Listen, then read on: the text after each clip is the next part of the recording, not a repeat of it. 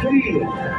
В остальных топливо на исходе. Так, тебе нужно переключить топливные шланги с отработанных баллонов на полные.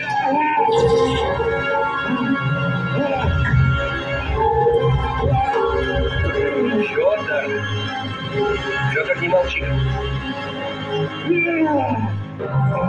Федор, тебе удалось переподключить шланги? Никита, родненький, вот просто продолжай говорить. Принял. Ты очень помогаешь. Извини. Ага. Федор, прием. Можешь не отвечать, но мы тут по поводу горелок беспокоимся. Ты продолжаешь снижаться. Федор. Да, здесь я. С горелкой все нормально. Я чуть-чуть пониже нырну, чтобы плюс поймать. Надо, чтобы лед с шара сошел.